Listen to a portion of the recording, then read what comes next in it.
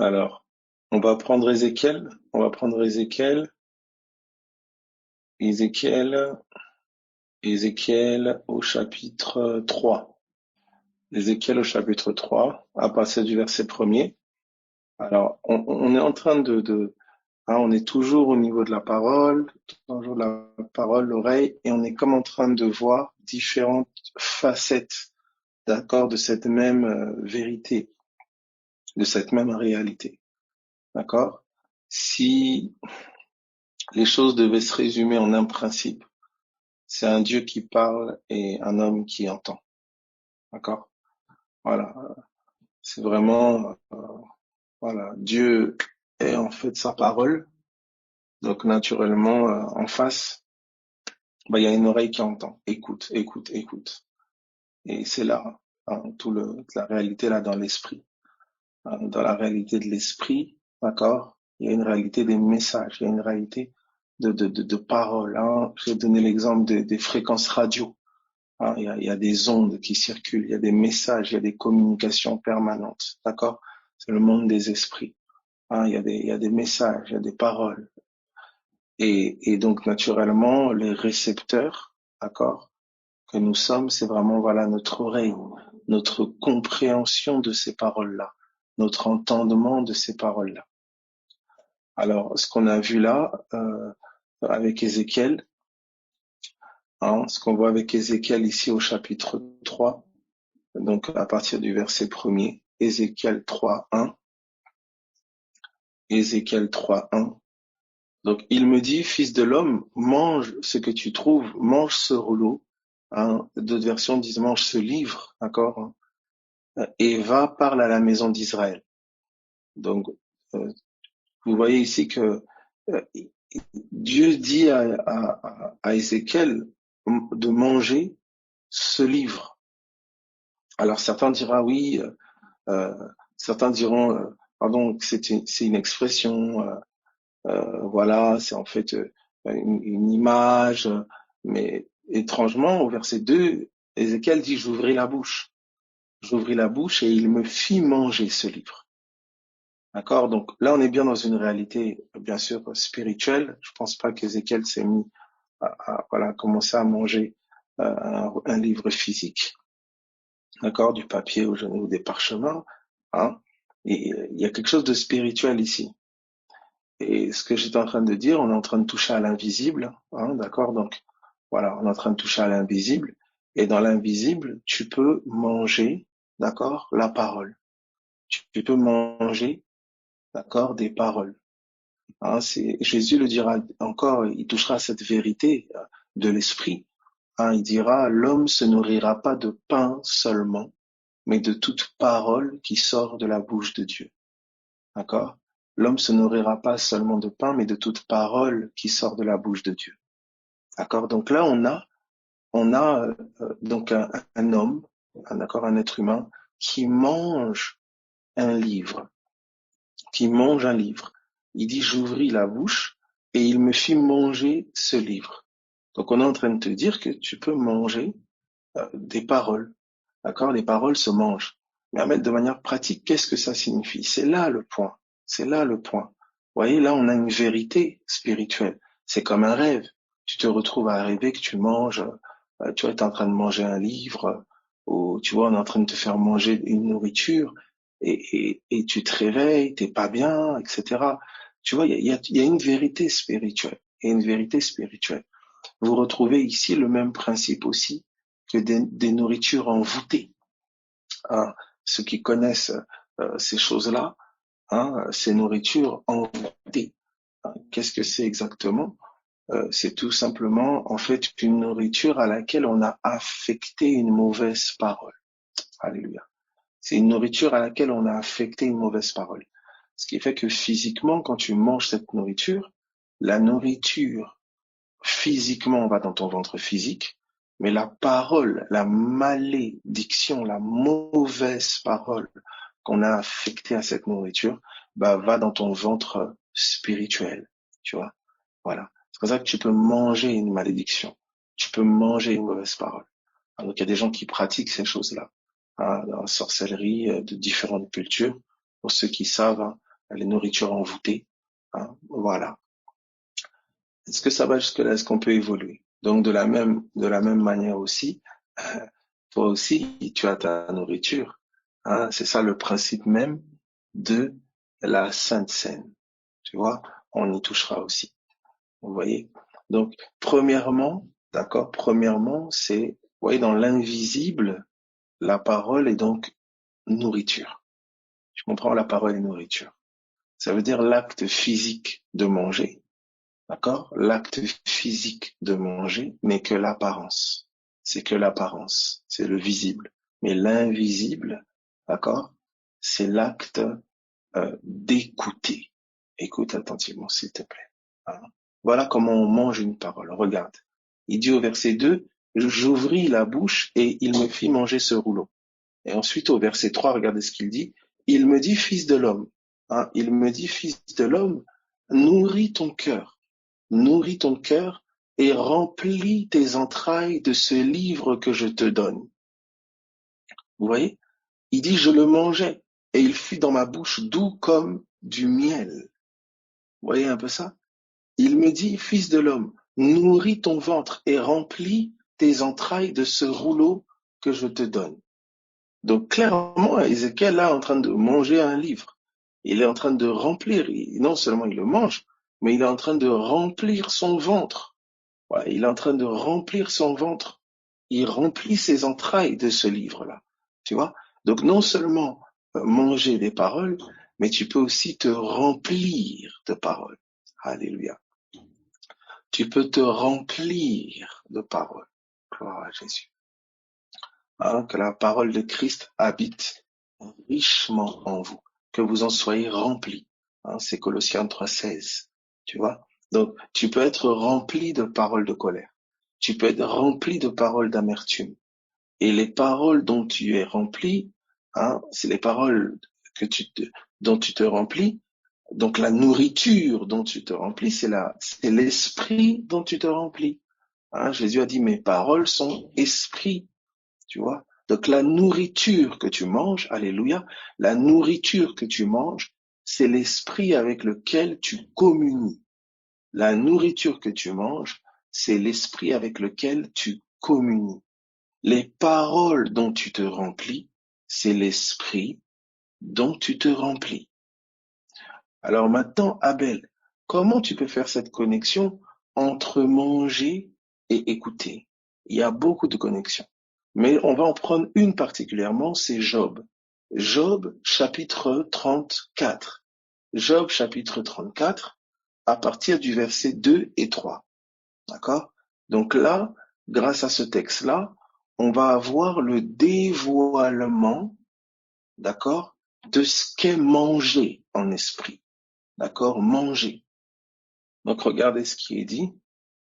Sage, écoutez mes discours. Vous qui êtes intelligents, prêtez-moi l'oreille. Pourquoi prêtez-moi l'oreille?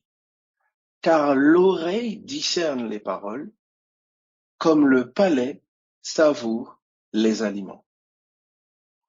L'oreille discerne les paroles, comme le palais savoure les aliments. Vous voyez le parallèle ici entre l'oreille qui discerne les paroles et le palais qui savoure les aliments. Donc les paroles sont pour l'oreille, ce que la nourriture est pour la bouche. Ce que la nourriture est pour le palais. Est-ce que ça va pour tout le monde? Est-ce que ça va pour tout le monde? Voilà. Donc c'est en cela que la parole est une nourriture. Tu vois? Donc quand Jésus va dire, par exemple, euh, je suis, hein, on va le prendre ensemble dans Jean chapitre 6, hein, c'est pour mieux comprendre les paroles de ton maître. Hein, Jean chapitre 6, on peut le prendre. Jean chapitre 6, à partir du verset, tac, tac, tac, voilà. À partir du verset 31, regarde ça maintenant. À partir du verset, même à partir du verset 29, même. Regardez ça, c'est vraiment fort ici. À partir du verset 29, regardez ce qu'il dit. Jésus leur répondit. On peut même aller plus haut. On peut même aller plus haut parce que c'est tellement profond ici. On peut aller à partir du verset euh, à partir du verset 27. Alléluia. C'est super. Verset 27. Regardez ce qu'on dit. Travaillez, d'accord? Travaillez non pour la nourriture qui périt, mais pour celle qui subsiste pour la vie éternelle. Donc il y a deux nourritures. Il y a donc deux travails. Travailler non pour la nourriture qui périt, mais pour la nourriture qui subsiste pour la vie éternelle. La nourriture qui demeure jusque dans la vie éternelle. Et cette nourriture-là, il dit, et que le Fils de l'homme vous donnera. Que le Fils de l'homme vous donnera. Pourquoi? Car c'est lui que le Père, que Dieu a marqué de son sceau. Donc quelqu'un qui est marqué du sceau de Dieu peut donner de la nourriture. Alléluia, mon Dieu, mon Dieu, mon Dieu. Je répète, travaillez non pour la nourriture qui périt, mais pour celle qui subsiste pour la vie éternelle, et que le Fils de l'homme vous donnera. Donc la nourriture qui subsiste pour la vie éternelle, la nourriture qui subsiste pour la vie éternelle, subsister, on peut le traduire ici, euh, qui demeure, voilà, Strong's employés ici, tac, tac, tac, voilà, 27, voilà. Subsister ici, c'est méno, vous pouvez, voilà, qui reste, qui demeure, d'accord, qui se prolonge, voilà, qui demeure, qui reste, qui se prolonge. Donc, ne travaillez pas pour la nourriture qui périt, donc qui va prendre fin, qui est passagère, cette nourriture qui est, voilà. Donc, mais travailler pour la nourriture qui demeure, qui se prolonge, qui est éternelle, voilà. Donc cette nourriture ici, regardez, on vous dit, c'est le Fils de l'homme qui vous la donne. C'est le Fils de l'homme qui vous la donne. Parce que c'est lui que le Père, que Dieu a marqué de son sceau.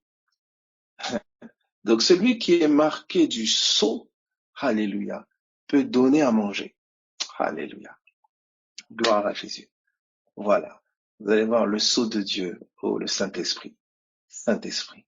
Regardez ce qui est dit ici. Donc il dit, car c'est lui que le Père, que Dieu a marqué de son sceau. Alors regardez maintenant le verset 28. Donc vu qu'il nous dit de travailler pour la nourriture qui subsiste pour la vie éternelle. Regardez la question. Ils lui dirent, mais que devons-nous faire pour faire les œuvres de Dieu? Que devons-nous faire pour faire les œuvres de Dieu? Jésus leur répondit, l'œuvre de Dieu, c'est que vous croyez en celui qui l'a envoyé.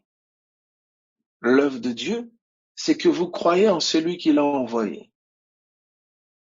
D'accord? Alors, autre formule, je pourrais dire, ils lui dirent, que devons-nous faire pour faire le travail de Dieu? Que devons-nous faire pour faire le travail de Dieu? Parce que juste au-dessus, il leur dit, ne travaillez pas pour la nourriture qui périt. Travaillez pour la nourriture qui subsiste pour la vie éternelle. Alors il pose la question, mais que devons-nous faire pour faire le travail de Dieu? Que devons-nous faire pour faire le travail de Dieu? Il leur répond, l'œuvre de Dieu, le travail de Dieu, c'est que vous croyez. Alléluia. Merci Jésus. Tu vois le travail? Tu vois comment tu te lèves seulement le matin pour aller travailler physiquement, tout ça, bien, amen, c'est pas mauvais.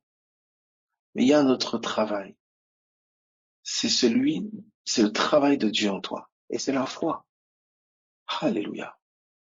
Alléluia. Regarde ce qui est dit ici. Le travail de Dieu, c'est que vous ayez foi en celui qui l'a envoyé. L'œuvre de Dieu, c'est que vous ayez foi en celui qui l'a envoyé. Oh, si tu pouvais être disposé à ce travail, comme tu es disposé à ton travail physique. C'est merveilleux. Regardez ce qui est dit.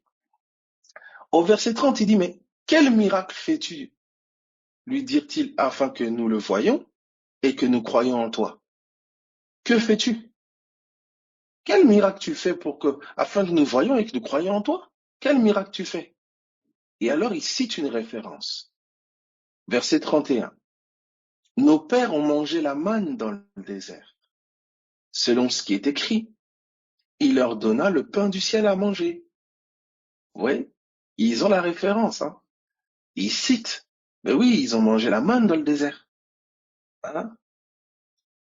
Donc, nos pères, ils ont vu le miracle, la manne du ciel. Vous voyez la conception du miracle ici chez eux? Ils ont vu le miracle, la manne du ciel. Donc, un pain tombait du ciel et ils mangeaient. Voilà. Ils ont vu. C'est sur ça qu'ils ont cru. Jésus dit, écoutez, en vérité, regardez le verset 32. En vérité, il est en train de choquer. Il est en train de renverser leur conception du miracle. Il est en train de bousculer quelque chose en eux. Écoute attentivement. Écoute attentivement. Il dit ceci. Jésus leur dit, en vérité, je vous le dis. Moïse ne vous a pas donné le pain du ciel. Quoi? Oui, oui. Moïse ne vous a pas donné le pain du ciel. Or, si vous regardez bien au verset 31, nos pères ont mangé la manne dans le désert. Selon qu'il est écrit, il leur donna le pain du ciel à manger. Alors allons voir cet épisode rapidement. Est-ce qu'on peut aller jeter un œil? Ça va pour tout le monde? Alléluia. Ok, donc on va jeter un œil sur ce fameux récit, d'accord, qu'on trouvera, je pense, dans Exode, Exode 16, peut-être. Voilà, machin, télécos. Exode 16. Donc Exode chapitre 16. Exode chapitre 16, à partir du verset 13. On va prendre à partir du verset 13. Ça va? On va commencer à partir du verset 13. On aurait pu commencer plus haut, mais on va commencer à partir du verset 13. Alors, regardez bien, suivez bien le fil. Hein. Suivez bien le fil et je résume rapidement. On est parti d'Ézéchiel et on dit à Ézéchiel, mange ce livre, mange ce rouleau. D'accord? C'est un prophète. Mange ce livre, mange ce rouleau. Mange ces paroles. Et on se rend compte que, ah, d'accord, manger le livre, manger le rouleau, mais qu'est-ce que ça signifie? Remplir même mon ventre. Qu'est-ce que ça signifie? On a fait un crochet avec Job, chapitre 34, où il dit, l'oreille discerne les paroles. L'oreille discerne les paroles comme le palais savoure les aliments. Donc on découvre que la parole est pour l'oreille ce que la nourriture est pour la bouche. La parole est pour l'oreille ce que la nourriture est pour la bouche. Donc, quelle est la pensée qui nous est communiquée? C'est que tu manges ce que tu écoutes. Ce que tu écoutes est ce que tu manges. Et donc, on est parti voir notre maître. Du coup, on va voir Jésus. Et Jésus, justement, semble dire quelque chose de fort. Il dit travailler pour la nourriture. Donc, pas pour la nourriture qui périt, pas pour celle qui est éphémère, passagère, hein, la visible, mais travailler pour la nourriture qui demeure pour la vie éternelle. Hein, la nourriture qui demeure pour la vie éternelle. Donc, je vois deux nourritures. Je vois une nourriture passagère, éphémère, celle qu'on connaît, et je vois une nourriture éternelle, une nourriture qui demeure jusque dans la vie éternelle. Et il dit, vous pouvez travailler pour cette nourriture-là. Vous pouvez travailler pour manger cette nourriture. Et il nous précise que cette nourriture, c'est lui qui la donne. C'est le Fils de l'homme qui la donne. C'est celui qui est marqué du sceau de Dieu qui donne cette nourriture-là. Mais c'est quoi cette nourriture? Alors, face à cette déclaration, les hommes qui étaient en face de lui vont dire quelque chose. Hein, ils vont dire, ben voilà, attends, quel miracle tu fais pour qu'on croie en toi? Hein, tu dis que le travail, c'est de croire. Mais quel miracle tu fais pour qu'on croie en toi? Hein, et il cite ce passage, cette référence-là que nous sommes en train de lire tout de suite. Moïse a donné le pain du ciel aux Hébreux, aux enfants d'Israël. Il a donné le pain du ciel. Voilà, vous voyez? Et c'est là qu'on est en train de lire. Et Jésus dit, non, non, non, en vérité, écoutez, Moïse ne vous a pas donné le pain du ciel. Ah, donc c'est pour ça qu'on va voir l'épisode, on va voir l'épisode pour voir la référence qu'avaient ces hommes qui étaient en face de notre maître. Alors regardez, le soir, hein, Exode 16, 13, le soir il survint des cailles qui couvrirent le camp. Et au matin il y eut une couche de rosée autour du camp. Quand cette rosée fut dissipée, il y avait à la surface du désert quelque chose de menu comme des grains, quelque chose de menu comme la gelée blanche sur la terre. Les enfants d'Israël regardèrent et ils se dirent l'un à l'autre, qu'est-ce que cela? Qu'est-ce que cela? Et d'ailleurs, c'est ce que signifie man, d'accord? Car ils ne savaient pas ce que c'était. Donc c'était une nourriture mystérieuse. Qu'est-ce que cela? Ils ne savaient pas ce que c'était. Alléluia. Hein, note ce détail, il est important. Il est important. Parce que une manne va descendre à la Pentecôte. J'arrive, regarde. Et il dit ceci. Il y avait, oh, alléluia, quelle précision. Et puis, pendant que je te parle là, il y a certaines choses qui s'ouvrent ici. Il y avait une rosée, hein. Quand cette rosée fut dissipée, il y avait à la surface du désert quelque chose de menu comme des grains. Mais c'est la rosée. Waouh, c'est la rosée qui a amené ça. Gloire à Jésus, gloire à Jésus. Bref. Regardez le verset 15. Il dit, les enfants d'Israël regardèrent et ils dirent l'un à l'autre, qu'est-ce que cela? Car ils savaient pas ce que c'était. C'était une nourriture mystérieuse. Qu'est-ce que cela? Tu vois? Qu'est-ce que cela? Donc, qui dit nourriture mystérieuse, tu vois, si tu te souviens, hein, tu connectes dans ton cœur, ben, nourriture mystérieuse, donc, parole mystérieuse. D'accord? Alors, regardez maintenant celui-ci. OK? Regardez ceci. Il est dit, écoutez, écoutez, s'il vous plaît, écoutez, écoutez, écoutez. Et ne vous empressez pas de parler, s'il vous plaît. Écoutez. On peut pas, on peut pas parler en mangeant. Alléluia. Hein, vous l'apprenez ça à vos enfants. Vous leur dites, hein, à table, on parle pas en mangeant. Mange.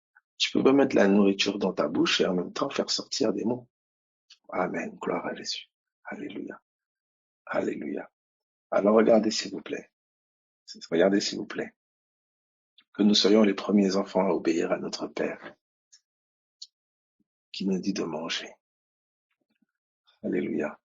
Je prie d'ailleurs si tu as un enfant qui a des difficultés à manger au nom de Jésus-Christ de Nazareth. Alléluia. Qu'ils prennent plaisir à manger maintenant. Comme toi-même tu prends plaisir à manger. Alors regardez ceci. Ici au verset 15, les enfants d'Israël regardèrent et ils se dirent l'un à l'autre, qu'est-ce que cela? Car ils ne savaient pas ce que c'était. Moïse leur dit, c'est le pain que l'Éternel vous donne pour nourriture. Donc, qu'est-ce que cela là? Ils savaient pas ce que c'était. Il dit, c'est le pain que l'Éternel vous donne pour nourriture. Écoute bien. Cette nourriture mystérieuse dont ils ne savaient pas ce que c'était, il dit, Moïse dit, c'est le pain que l'Éternel vous donne pour nourriture. Voici ce que l'Éternel a ordonné, que chacun de vous en ramasse ce qu'il faut pour sa nourriture, un homère par tête, c'est une mesure, suivant le nombre de vos personnes. Chacun en prendra pour ceux qui sont dans sa tente. Alors regardez, il dit, les Israélites firent ainsi, et ils en ramassèrent les uns plus, les autres moins. Vous attendez? Ils en ramassèrent les uns plus, les autres moins. On mesurait ensuite avec l'homère, celui qui avait ramassé plus n'avait rien de trop, et celui qui avait ramassé moins n'en manquait pas. Celui qui avait ramassé plus n'avait rien de trop, et celui qui en ramassait moins n'en manquait pas. Ça veut dire que cette nourriture-là, tu peux en ramasser plus, ou tu peux en ramasser moins. Hein, qu'est-ce que cela? Cette nourriture mystérieuse, hein, je pèse mes mots, écoute bien, ceux qui ont des oreilles déjà, vous flairez.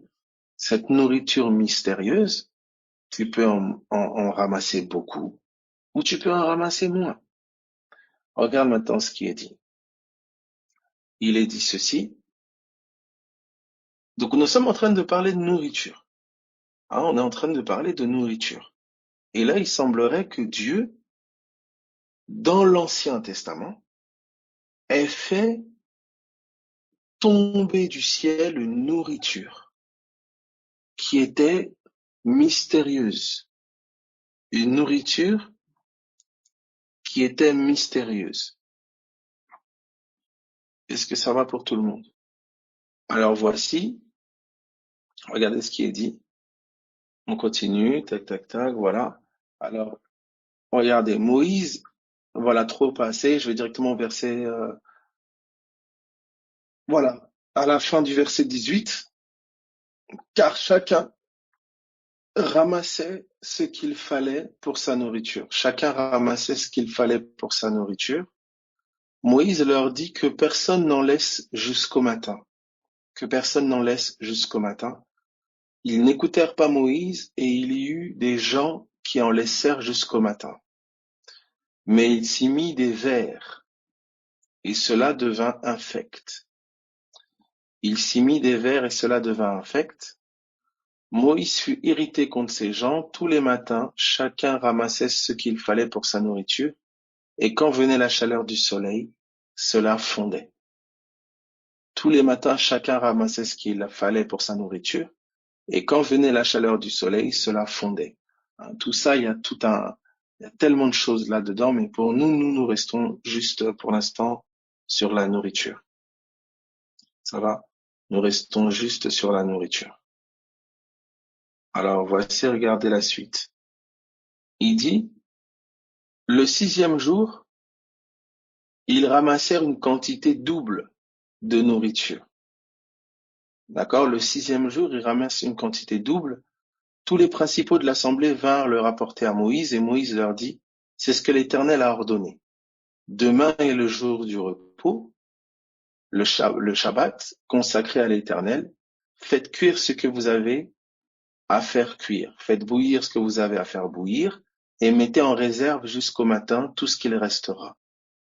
Ils le laissèrent jusqu'au matin comme Moïse l'avait ordonné, et cela ne devint point infect. Il ne se mit point de vers. D'accord? Donc, comparé aux autres jours, hein, entendez bien, ça va aller. Pour l'instant, on est juste dans une simple lecture. Il semblerait que, avant, tous les autres jours, tu pouvais pas garder la nourriture de la veille. Quand tu gardais la nourriture de la veille, eh ben, il y avait des vers qui s'y glissaient. La mort s'y glissait. Alléluia. Alléluia. Tu pouvais pas garder la nourriture de la veille, parce qu'il y avait la mort qui s'y glissait. Mais le 6e jour, c'était particulier. Le 6e jour, c'est-à-dire à la veille du 7e, à la veille du repos, à la veille du Shabbat, afin que le jour du Shabbat, il y ait aucun travail, mais qu'on puisse simplement se reposer. Et ben, le 6e jour, il y a une double portion de manne qui a été prise. Et comparé aux autres jours, cette manne-là, elle était conservée jusqu'au matin. Donc pour le 7e jour, et aucun ver n'était dedans. Donc c'est comme si cette manne-là, cette quantité du 6e jour, n'a pas connu la pourriture, comme la manne autrefois. Alléluia. Il y a un message qui ne périt pas. Alléluia, gloire à Jésus. Il y a un message qui ne périt pas. Regardez ceci. Entends, écoute. Il dit ici, il continue, à partir du verset 27, donc, le 7e jour, quelques-uns du peuple sortirent pour en ramasser, et ils n'en trouvèrent point. Alors l'Éternel dit à Moïse, jusqu'à quand refuserez-vous d'observer mes commandements et mes lois? Considérez que l'Éternel vous a donné le Shabbat. C'est pourquoi il vous donne au 6e jour de la nourriture pour 2 jours. Alléluia. C'est pour ça qu'il vous donne au 6e jour de la nourriture pour 2 jours. Que chacun reste à sa place et que personne ne sorte du lieu où il est au 7e jour. Que personne ne sorte du lieu où il est au 7e jour. Et le peuple se reposa le 7e jour. Maintenant, regardez le verset 31. La maison d'Israël donna à cette nourriture le nom de manne. Elle ressemblait à de la graine de coriandre, elle était blanche et avait le goût d'un gâteau au miel. D'accord? Donc il donne le nom de manne. Manne qui signifie qu'est-ce que cela? Qu'est-ce que cela? Manna. Alors vous voyez, ça c'est l'épisode, c'est le récit de l'histoire avec la manne. Maintenant nous allons voir Jésus dans Jean 6. Allons voir Jésus dans Jean 6 à partir du verset 31. Jean 6, 31. Jean 6, 31. Est-ce que tout le monde y est? Jean 6, 31. Alléluia. Donc je lis. Nos pères ont mangé la manne dans le désert. Selon qu'il est écrit, il leur donna le pain du ciel à manger. Regardez maintenant la réponse de Jésus. Jésus leur dit, en vérité, je vous le dis, Moïse ne vous a pas donné le pain du ciel. Mais mon Père vous donne le vrai pain du ciel. Car le pain de Dieu, c'est celui qui descend du ciel et qui donne la vie au monde. Il lui dit, mais Seigneur, donne-nous toujours ce pain. Vous voyez un peu ici, il y a quelque chose de particulier que Jésus est en train de dire. Il dit, la manne là, c'était pas le vrai pain du ciel. C'était comme une copie. Il y a un vrai pain qui donne la vie. Et regardez ce qu'il dit. Il leur dit, il leur explique. Et là, ils disent, mais donne-nous ce pain alors. Donne-nous ce pain-là qui donne la vie, qui descend du ciel et qui donne la vie. Donne-nous cette nourriture. Vous voyez, ils ont une conception dans leur entendement de la nourriture. Ils ont une conception. Et regardez ce que Jésus va dire. Jésus leur dit, je suis le pain de vie. Je suis le pain de vie. Et là, je le regarde. Je pense que certains ont dû le regarder. Ils ont dû dire, ah, là, ça va pas, là. Vous voyez, ils ont dû regarder. Tu comprends? On a quelqu'un qui dit, voilà, je suis une baguette. Ou tu vois que si tu t'arrêtes, tu t'assois, ça a dû faire, tin, tin, tin, tin, tin, tin. Ils ont dû se dire, mais quel miracle, quoi. Super le miracle. Vous voyez? Mais c'est extrêmement puissant ce qui se passait là. Et regardez, donc il dit, Jésus leur dit, je suis le pain de vie. Celui qui vient à moi n'aura jamais faim. Ces paroles, elle est troublante. Et celui qui croit en moi n'aura jamais soif. Jamais. C'est troublant. Mais je vous l'ai dit, vous m'avez vu et vous croyez pas. Je vous l'ai dit, vous m'avez vu. Écoutez, je vous l'ai dit, vous m'avez vu. Alléluia. Écoute bien, je vous l'ai dit, vous m'avez vu. Souvenez-vous, on avait vu ensemble qu'il est la parole. Mes paroles sont esprit. La chair ne sert de rien. C'est ce qu'il va dire juste plus tard. Donc quand il dit, c'est ça qui est lui. C'est sa parole. Il est sa parole. Celui qui dit, je suis le pain de vie, c'est pas le Christ en chair. C'est pas Jésus de Nazareth. C'est le Christ qui dit ça. Jésus de Nazareth est l'enveloppe. Mais celui qui parle est le Christ. C'est le Christ qui dit, je suis le pain de vie. C'est la parole qui dit, je suis le pain de vie. Mais eux ont regardé à la chair. Ils ont regardé à la chair et ils ont dit, mais ce monsieur-là, ça va pas. Regardez ce qui se passe. Il dit, tous ceux que le Père me donne viendront à moi, et je ne mettrai pas dehors celui qui vient à moi. Car je suis descendu du ciel pour faire non ma volonté, mais la volonté de celui qui m'a envoyé. Là, là, mes amis, je pense que beaucoup ont commencé déjà à se déconnecter. Ils ont commencé à dire, ah là, bon, certains disaient, mais on le connaît. Regardez d'ailleurs, c'est ce qui va arriver, hein. Regardez à partir du verset 41. Les Juifs murmuraient à son sujet, parce qu'il avait dit, je suis le pain qui descend du ciel. Et ils disaient, mais n'est-ce pas là Jésus? Oui, Jésus de Nazareth. Oui, eux, ils regardent l'enveloppe. Ils n'ont pas compris le mystère de la parole. Et il dit, mais n'est-ce pas là Jésus de Nazareth? Hein, n'est-ce pas là Jésus de Nazareth, le fils de Joseph, celui dont nous connaissons le père et la mère? Comment donc dit-il, je suis descendu du ciel? Ils sont perturbés là. Vous voyez, ils sont sur ces deux plans. Eux sont en train de voir la chair. Ils ne voient pas le Christ. Est-ce que vous comprenez ça? Oh Jésus. Jésus dit, tu es libre. Tu regardes la chair, tu dis, ah, mais comment il peut dire je suis libre? Comment il peut dire ça? Parce que moi, je vois bien que je suis pas libre. Oh, c'est parce que tu vois ta chair, tu vois pas ce qu'il a dit. Je l'ai dit, vous m'avez vu. Ça veut dire je l'ai dit, vous avez entendu. Mais vous ne croyez pas. Je l'ai dit, vous m'avez entendu. Donc je l'ai dit, vous m'avez vu, mais vous ne croyez pas. Alléluia.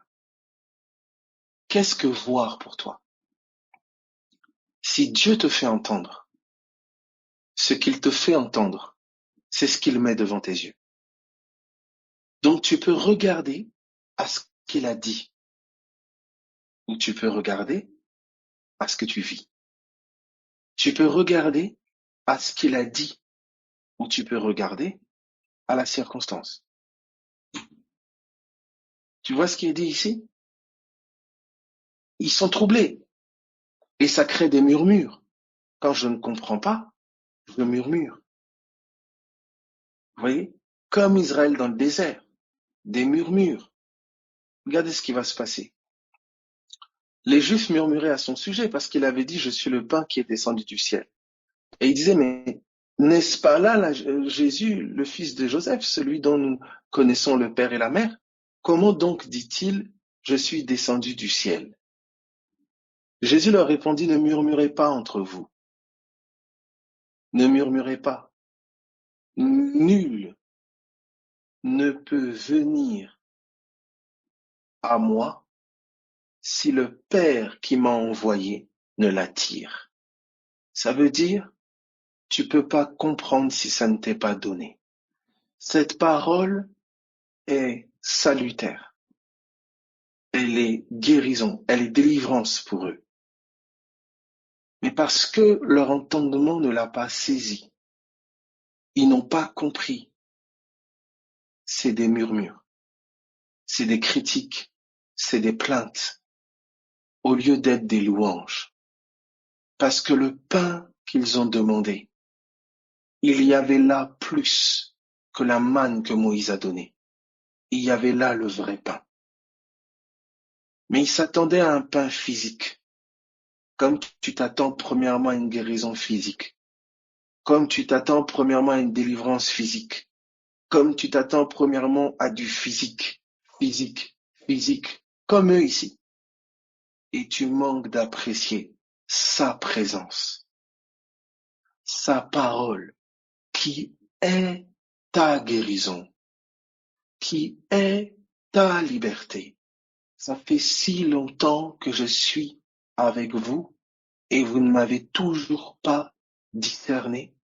Vous ne m'avez toujours pas connu. Et c'est cette parole qui est appelée à prendre forme. C'est pourquoi tu as vu la multiplication du pain juste au-dessus, au début du chapitre. Le pain qui s'est multiplié était un signe. Vous voyez pourquoi on parle des miracles physiques comme un signe? Parce que il témoigne d'une vérité spirituelle. Quelle est la vérité spirituelle dont la multiplication du pain témoignait? C'est que Jésus est le pain de vie. C'est le pain qui nourrit nos âmes. Ta guérison physique est le reflet de la guérison de ton cœur.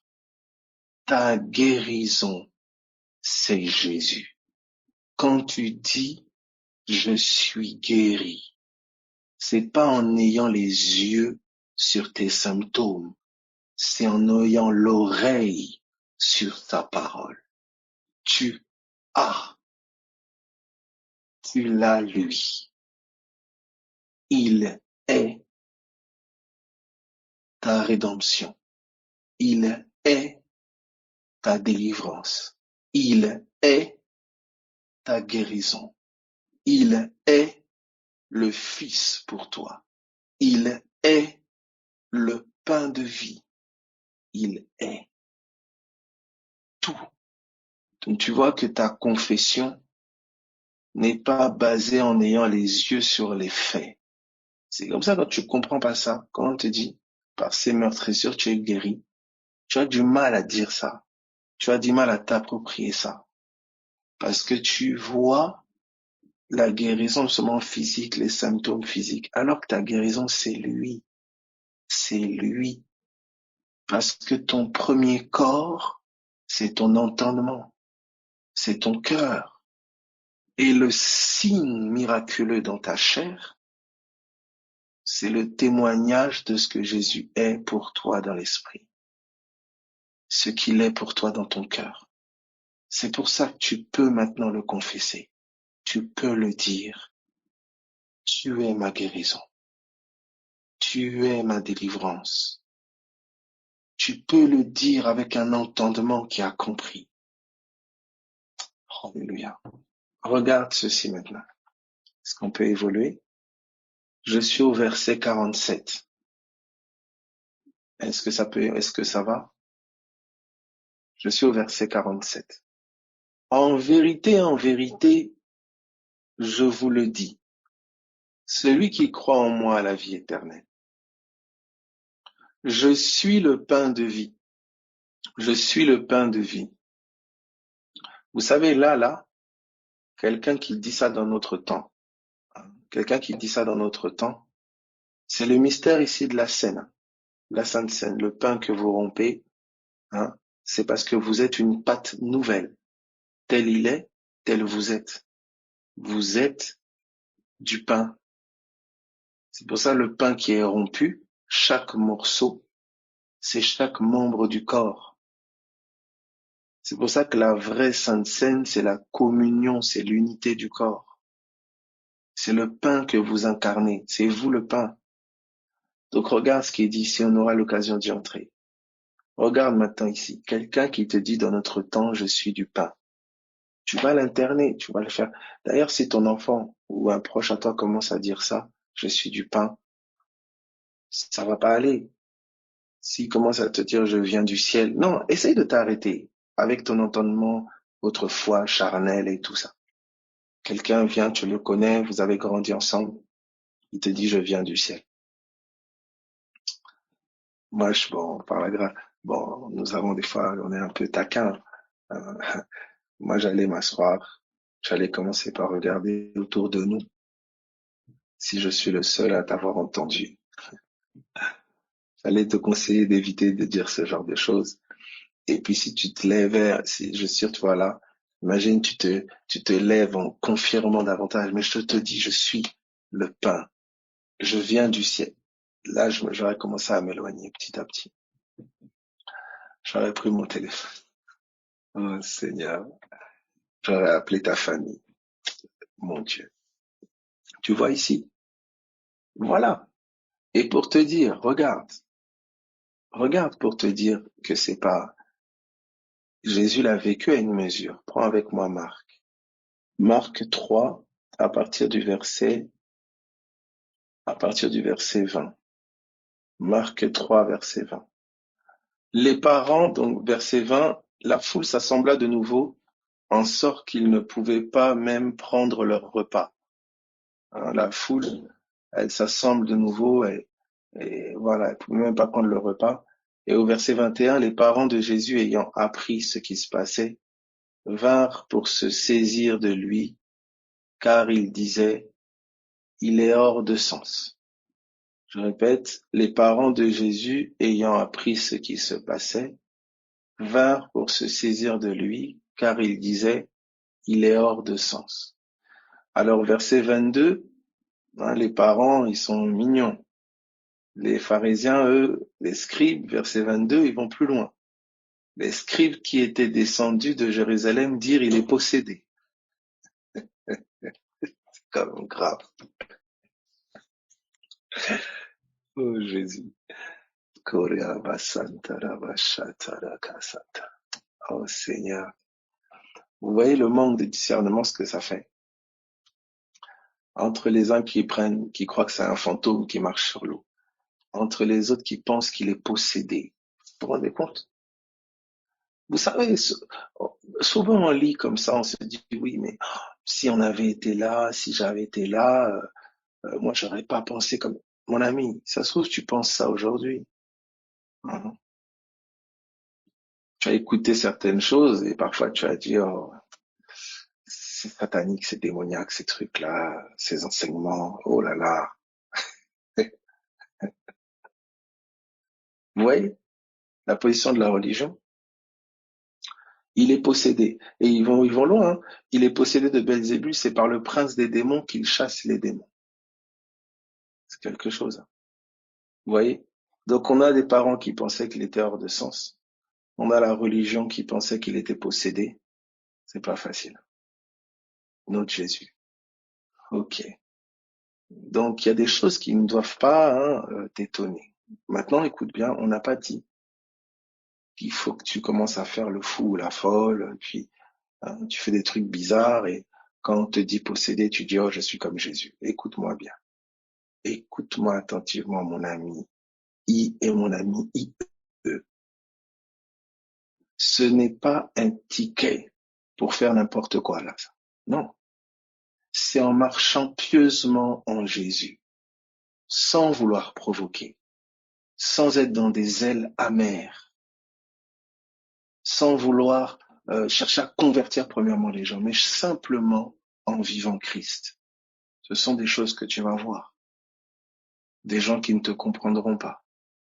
Des gens qui te traiteront de posséder, c'est pas possible, c'est sectaire ce que tu fais, c'est ceci, tu en entendras des choses. Mais là où tu es challengé, là où tu seras éprouvé, c'est de demeurer dans l'amour, dans l'humilité, à l'image de ton maître. C'est pas pour alimenter ton ego et dire oui, ils me comprennent pas, oui, personne ne me comprend, c'est parce que je suis appelé, j'ai un ministère spécial. Écoute-moi très bien. Déjà, si tu parles comme ça, là, tu es à l'ouest, tu es à côté. La persécution que Jésus a subie a révélé l'humilité qui était en lui. Je répète, la persécution et l'oppression que Jésus a subie, ça a révélé l'humilité qu'il y avait en lui. Ça a révélé sa nature. Donc attention, si la persécution révèle en toi l'ego, la fierté, l'orgueil, la colère, cela révèle qu'il y a un manque de révélation. Alors regardez ceci. Nous sommes au verset, dans Jean 6, toujours au verset 48, nous retournons dans Jean 6.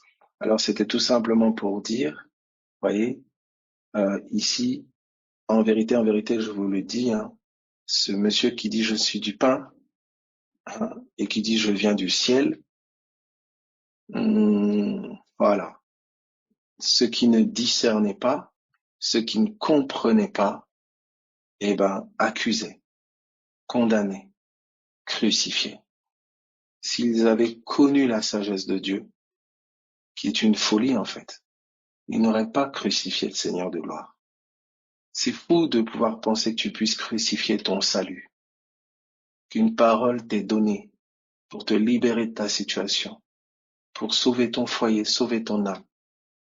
Et par manque de discernement, par religiosité, tu peux te retrouver à crucifier, tu peux te retrouver à cracher sur ce qui t'a été donné pour te guérir et t'affranchir.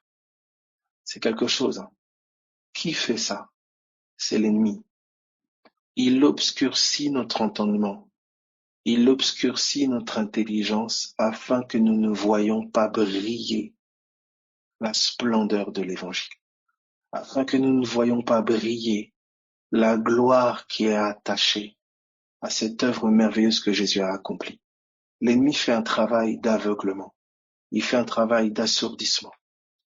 Il nous rend sourds, aveugles, bien que le salut soit devant nos yeux, bien que la délivrance, la guérison soit là devant nos yeux, à notre oreille. Il détourne notre attention. Il obscurcit notre entendement. Il nous plonge dans l'ignorance avec des connaissances charnelles, une analyse charnelle, des diagnostics humains. Il nous voile la splendeur de l'évangile, qui est folie pour certains, mais qui est puissance de Dieu pour nous qui croyons. C'est la puissance pour mon salut. Cette information, la révélation de ce que Christ a fait. Vous voyez maintenant, il dit au verset donc 48, Jean 6, 48, Jean 6, 48, « Je suis le pain de vie. Vos pères ont mangé la manne dans le désert et ils sont morts. C'est ici le pain qui descend du ciel, afin que celui qui en mange ne meure point. Je suis le pain vivant qui est descendu du ciel. Si quelqu'un mange de ce pain, il vivra éternellement. Et le pain que je donnerai, c'est ma chair que je donnerai pour la vie du monde. » Tu entends? Écoute bien, s'il te plaît. Jésus dit, n'oublie pas que celui qui parle, c'est pas l'homme de chair, c'est la parole. Comprends, c'est la parole qui parle, c'est le Christ. D'accord? Celui qui est formé dans la chair, là, il n'est pas venu du ciel. Il est sorti du ventre de Marie, on connaît son père, son beau-père Joseph, sa mère Marie, on connaît ses parents, on sait où il a été élevé, tout ce que tu veux. Celui qui parle là, c'est le Christ. Alléluia. Écoute bien, celui qui parle, c'est le Christ. C'est le Christ. Est-ce que ça va? Ça va pour tout le monde? Donc voici ce que le Christ dit. D'accord? C'est le même exemple quand le Christ dit de la femme à la perte de sang. Quelqu'un m'a touché. C'est le Christ qui parle. Les disciples voient Jésus de Nazareth, ils disent, mais maître, il y a plein de gens qui te touchent. Il dit non. Quelqu'un m'a touché, une puissance est sortie de moi. C'est la parole qui parle. C'est pas Jésus de Nazareth, c'est le Christ. C'est pourquoi ses parents, qui connaissaient Jésus de Nazareth, ne comprennent pas le langage du Christ. Alléluia, alléluia, alléluia. Le langage du Christ est mystérieux pour eux, parce que eux connaissent Jésus de Nazareth. Ils l'ont éduqué, il a grandi avec eux. Mais là, c'est le Christ qui parle. C'est le Christ qui dit à Marie, qu'y a-t-il entre toi et moi, femme? Mon heure n'est pas encore venue. Quand Marie demande du vin, le Christ, pour lui, le vin, c'est le sang. Oh, est-ce que tu comprends ce que je suis en train de dire? Alléluia. Est-ce que ça va? Donc regarde maintenant, je relis depuis le Christ. Je lis pas depuis Jésus de Nazareth. Je lis depuis le Christ. Si tu lis depuis Jésus de Nazareth, tu vas arriver à la même conclusion que ceux qui l'ont écouté. C'est un cannibale. Comment il peut nous demander de manger sa chair? Tu vois? Parce qu'ils ont entendu Jésus de Nazareth. Ils n'ont pas compris le Christ. La chair du Christ, c'est sa parole. Alléluia. Écoute bien s'il te plaît. Écoute bien s'il te plaît. La chair d'un esprit. Alléluia. Broso varaka shantaraba. Oh là là là là. Est-ce qu'on peut évoluer? Oh, on peut monter ou pas? Gloire à Jésus. Regarde ceci. C'est Christ qui parle. D'accord? Dans le même individu, tu avais Jésus de Nazareth. Et il portait le Christ. D'accord? Quand l'Esprit est venu, Christ commence à parler. C'est Christ. Donc c'était troublant pour ceux qui le connaissaient selon la chair. Parce que là, il ne parle pas comme Jésus de Nazareth, qui était soumis à son papa, à sa maman dans la chair, qui grandissait, etc. Non. Là, c'est maintenant Christ. Marie n'était pas la mère du Christ. Elle était la mère de Jésus de Nazareth. Écoutez bien. Écoutez bien, s'il vous plaît. Si nous avons connu Christ selon la chair, nous ne le connaissons plus ainsi. Et Christ est la parole. Il est la parole. Donc à chaque fois que Jésus de Nazareth parlait, il exprimait le Christ. Ses paroles étaient esprit. C'est le Christ qui était saisi lorsque sa parole était saisie. C'est comme ça que Marie, assise aux pieds de Jésus, elle l'écoutait. Elle était en train de recevoir le Christ. Mais Marthe était en train de vouloir bien recevoir Jésus de Nazareth. Elle s'occupait des soins domestiques de la maison parce qu'elle voulait bien recevoir Jésus de Nazareth. Tu entends ça? Ce sont ces paroles que tu dois recevoir, pas sa chair physique. C'est ces paroles. Si mes paroles demeurent en vous, alors vous demeurez en moi. Si mes paroles demeurent en vous, moi et mon Père, nous ferons notre demeure en vous. Est-ce que tu comprends ça? C'est la parole. Alléluia. Tu vois? Alors ici, Jésus de Nazareth, hein, c'est important de faire que tu vois la différence ici. Hein. Vous avez l'épisode de la femme à la perte de sang que vous pourrez trouver dans Matthieu, chapitre 9 aussi. Vous voyez? Où cette femme-là, elle se dit en elle-même, si je touche le pan de sa robe, je serai guérie. Elle se l'est dit en elle-même.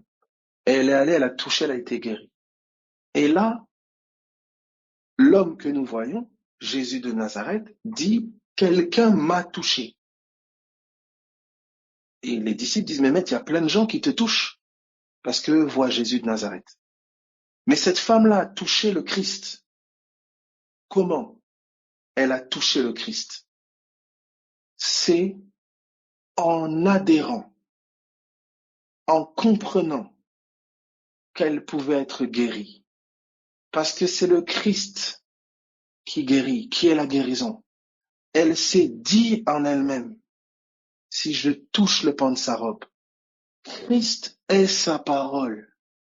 C'est pour ça que quand Jésus de Nazareth s'en est allé, il a dit, il est avantageux que je m'en aille. Il est avantageux que je m'en aille. Mais comment ça peut être avantageux que tu t'en ailles? Oui, Jésus de Nazareth, l'enveloppe là, il part. Mais je vous laisse mes paroles. Je suis avec vous. Par mon esprit.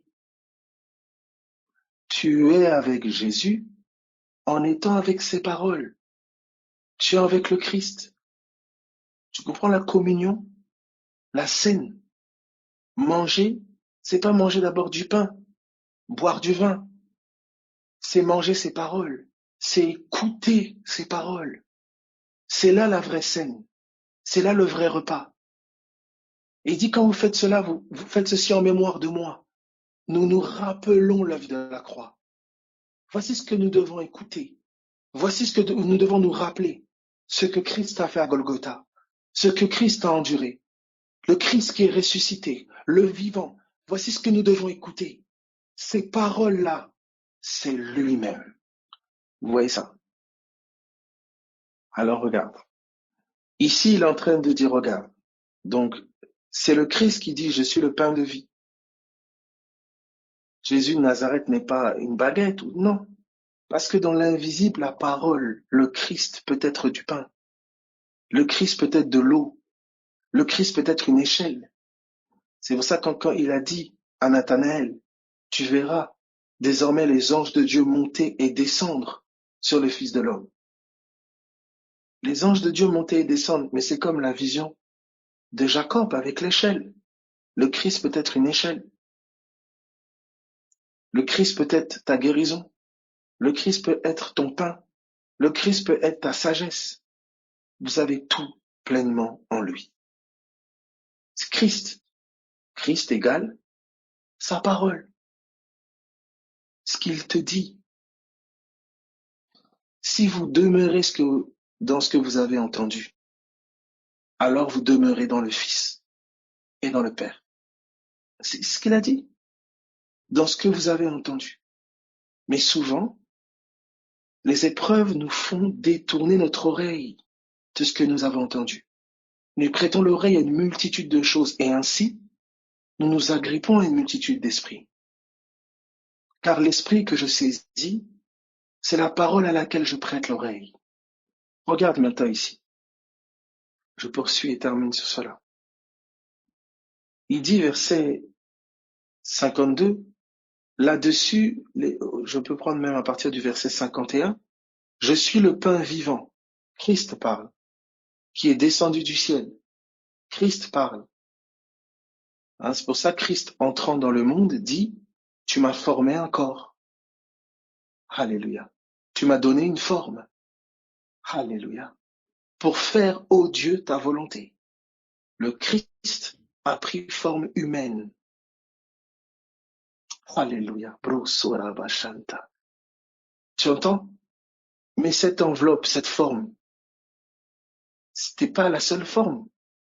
Entrant dans le monde, il dit, tu m'as formé un corps. Mais avant qu'on lui forme un corps, il pouvait prendre d'autres formes. L'apôtre Paul dit que le rocher qui suivait les enfants d'Israël dans le désert, c'était lui. Alléluia.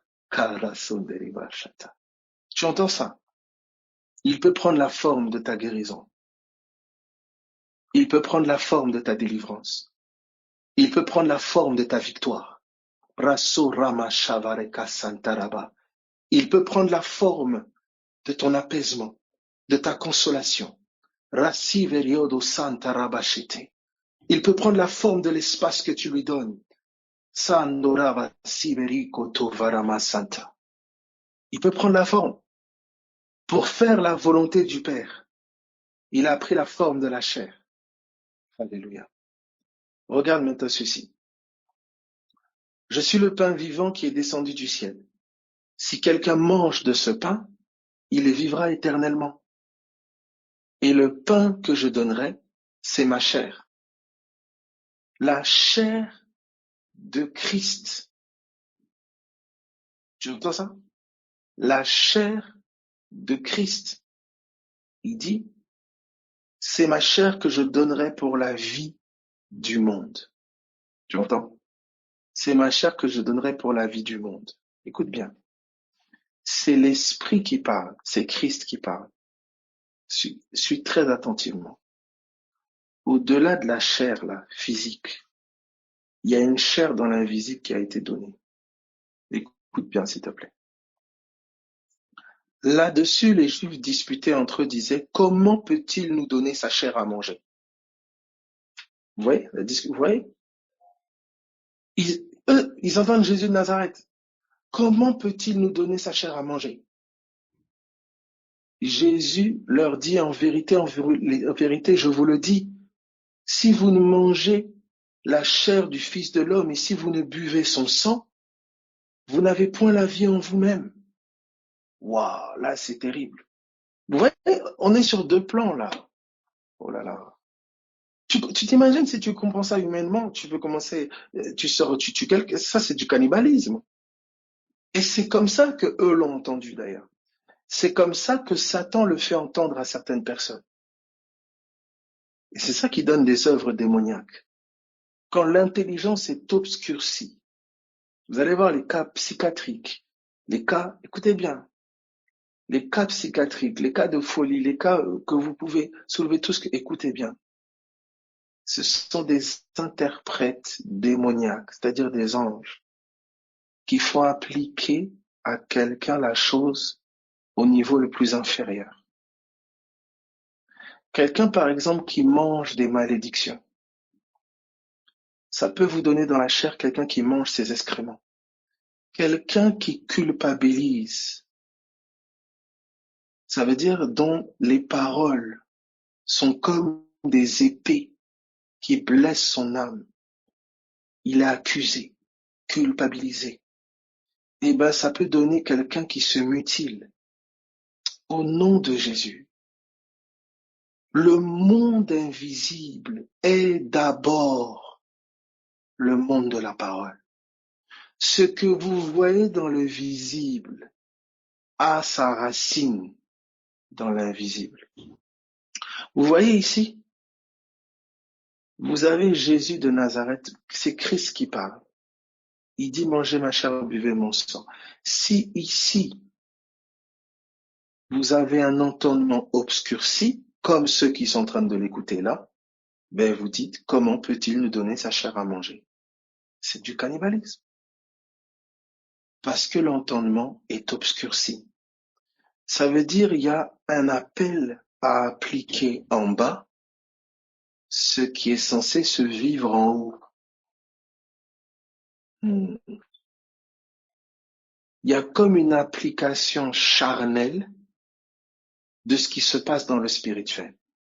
C'est pour ça que ce que vous appelez folie, c'est quelqu'un qui évolue dans une autre dimension.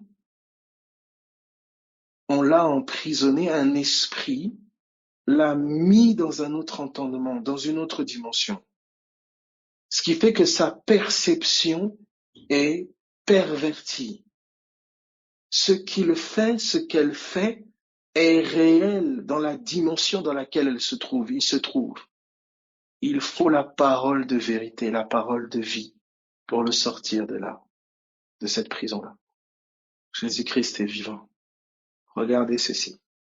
C'est pour ça que je dis, tu vois, tes combats, tes oppressions, au nom de Jésus, à mesure que la parole de vérité, l'évangile de ton salut, le pardon, la paix de Dieu, l'amour de Dieu, par la puissance du Saint-Esprit, va commencer à illuminer ton entendement, prendre place en toi. Christ devient tout ce dont ton cœur a besoin, devient tout ce dont ton âme a besoin. Tu vas commencer à voir certaines addictions tomber, certaines habitudes tomber, certaines oppressions diminuer en force jusqu'à disparaître pleinement au nom de Jésus. Parce que la parole de vie, la révélation du Christ vivant prend place dans ton cœur. Le véritable miracle qui engendre les différentes formes de miracles. Le miracle, c'est la révélation de Jésus dans le cœur d'un homme. Les miracles, c'est les différentes formes que cette révélation prend.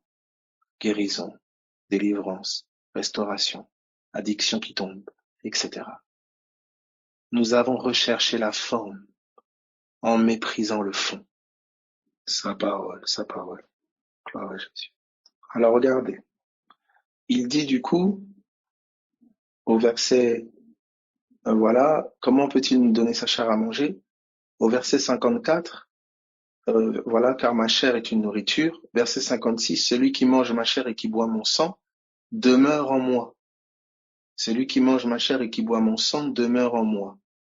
Et je demeure en lui. Celui qui mange ma chair et boit mon sang demeure en moi. Et je demeure en lui. C'est quelque chose. Hein. Celui qui mange ma chair et qui boit mon sang demeure en moi. Et je demeure en lui. Ça veut dire qu'il y a une histoire de manger et demeurer. Écoute bien, il y a une histoire de manger et demeurer. Celui qui mange ma chair et boit mon sang, il demeure en moi. et je demeure en lui. Tu entends ça? Donc tu vois que là, on commence à rentrer dans des choses étranges si le voile n'est pas levé. Mais regarde maintenant ceci. Je relis sans voile. Celui qui écoute mes paroles demeure en moi et je demeure en lui. C'est ce que Jean va t'expliquer dans 1 Jean 2. Si vous demeurez dans ce que vous avez entendu dès le commencement, vous demeurez dans le Fils et dans le Père. Donc c'est tout ce qu'on est en train de dire depuis le départ. Manger, c'est écouter. Donc comment tu manges la chair de Jésus? Comment tu bois le sang de Jésus? Écoute bien s'il te plaît. C'est en écoutant et en adhérant à sa parole. Celui qui m'écoute vivra par moi. Ça, c'est Ésaïe. Si tu m'écoutes, ton âme vivra. C'est Ésaïe. Les morts entendront la voix du Fils. Ils passeront de la mort à la vie. Tu te nourris de ce que tu écoutes. Tu es en communion avec ce que tu écoutes. Regarde maintenant ici la suite. C'est très, je te reformule de manière simple. Tu peux l'expliquer, tu peux le parler, le vivre maintenant. Tu commences à vouloir prêter l'oreille à la parole de Jésus, la vraie Sainte Seine. Tu vas pas le dimanche matin simplement morcer un petit morceau de pain et puis un petit verre de vin et puis toute ta semaine tu n'écoutes pas la parole, ton cœur n'est pas immergé, imbibé de la parole de Jésus. C'est une fausse Sainte Seine. C'est une copie, c'est de l'ombre, c'est de la pacotille. C'est prendre la scène sans discerner le corps. Voici le vrai repas. C'est d'abord un repas entre hommes et femmes qui ont entendu sa parole. Une même pensée, un même cœur, c'est ça, un même entendement. Nous sommes en communion, d'accord? C'est pour ça que Jean le dira aussi. Ces choses que nous avons entendues, que nous avons vues, contemplées, touchées, concernant la parole de vie, il dit c'est ce que nous vous annonçons, afin que vous soyez en communion avec nous. Tu entres en communion avec ce que tu entends et ce à quoi ton cœur adhère. C'est pour ça que quand tu tends l'oreille vers autre chose, il y a une communion qui est affectée, qui est visée. Pour abîmer votre communion, pour agresser votre communion, on doit venir avec un autre message. On doit venir avec un autre message. Alors regardez ceci. Il continue et il dit, voilà, comme le Père est vivant et m'a envoyé, et que je vis par le Père, ainsi celui qui me mange vivra par moi. Ah, il fait le parallèle avec le Père. De même que le Père est vivant, qu'il m'a envoyé et que je vis par lui, ça veut dire Jésus mange le Père. Ben, celui qui me mange, il vivra par moi. Mais Jésus, comment tu manges le Père? Ben, c'est parole. C'est pour ça que je ne fais rien sans avoir vu, entendu de mon Père. Jésus mangeait son Père. Alléluia, parole de Dieu, c'est merveilleux. Est-ce qu'il y a un comprend ce que je dis? Est-ce que ça va? Est-ce qu'on peut évoluer? Tu vois que si tu n'as pas les oreilles pour entendre, tu peux avoir des idées de cuisiner ton Père. Tu peux avoir des idées dangereuses là. Est-ce que tu vois un peu? Pour ça, il dit, de la même manière que le Père m'a envoyé, je vous envoie. De la même manière que je vis par lui, vous vivrez par moi. Alléluia.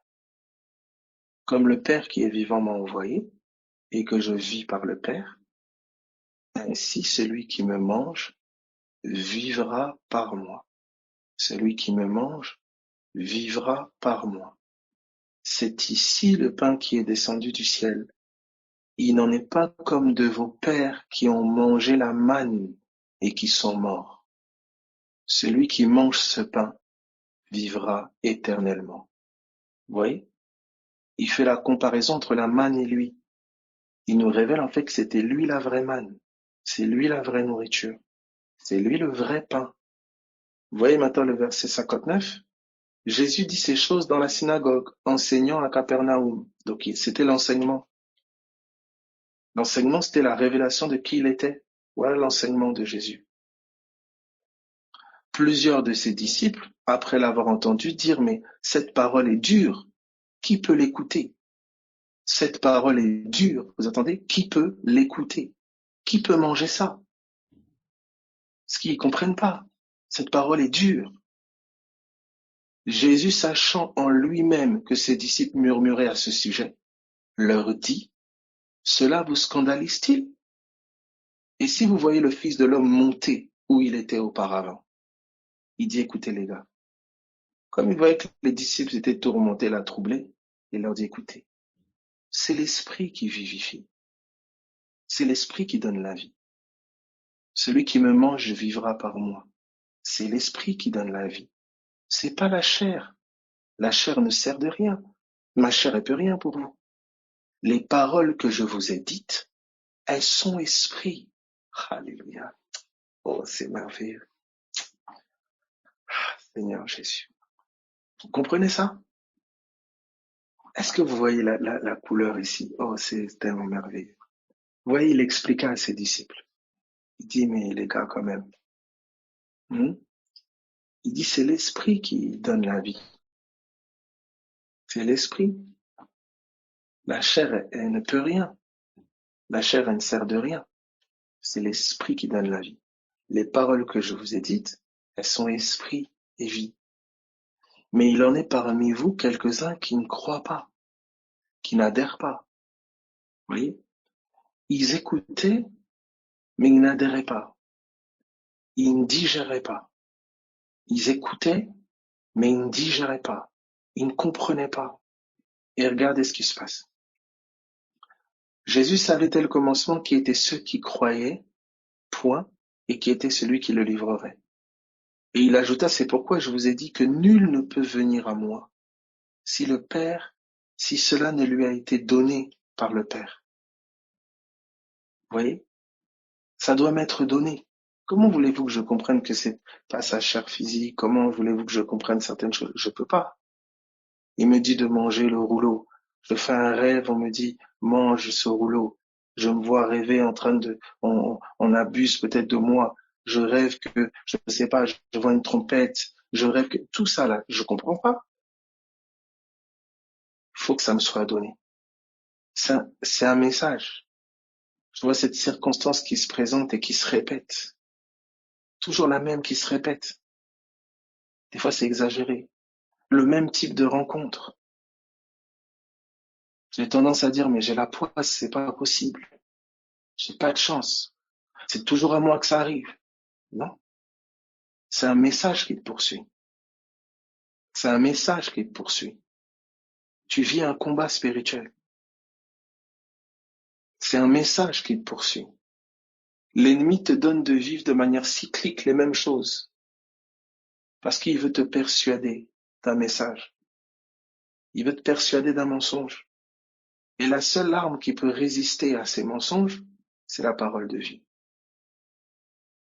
C'est la parole de vie. Ce que vous voyez ici. Jésus dit, mes paroles sont esprit et vie. Alors à ce moment-là, regardez, Jésus donc dit aux 12, à partir du verset même 65, pardon, c'est pourquoi je vous ai dit que nul ne peut venir à moi si cela ne lui a été donné du Père. Et au verset 66, dès ce moment, plusieurs de ses disciples se retirèrent et ils n'allèrent plus avec lui. C'est le manque de révélation qui a fait la séparation. C'est le manque de révélation qui a fait la séparation. Leur entendement ne comprenant plus ce qu'il disait, ils ne marchèrent plus avec lui. C'est la révélation qui maintient la communion. C'est la révélation qui maintient l'unité. C'est pour ça que c'est lui, c'est le Père qui gère les communions, qui donne aux uns aux autres. C'est lui qui, par la révélation, est garant de l'unité. C'est lui qui, par la révélation, est garant de l'unité. Le lien des saints, C'est la révélation du mystère de Christ. C'est ça qui fait une famille. C'est ça qui fait une tribu. Regardez ce qui est dit. Jésus donc dit aux 12, et vous, ne voulez-vous pas aussi vous en aller? Il dit aux 12. Simon-Pierre lui dit, Seigneur, à qui irions-nous? Regardez ce qu'il dit. Tu as les paroles de la vie éternelle. Et nous avons cru et nous avons connu que tu es le Christ. Et cette parole-là, souvenez-vous, Jésus lui dira, c'est pas la chair et le sang qui t'ont révélé ça. C'est mon Père qui est dans les cieux. C'est-à-dire que il ne me suivait pas en tant que Jésus de Nazareth. Il suivait les paroles de vie. Il suivait le oint. Pas Jésus de Nazareth. Parce qu'il y a des choses que le oint dit qui ne peuvent pas être perçues depuis Jésus de Nazareth. Ils l'ont pris pour un cannibale et ils se sont séparés de lui.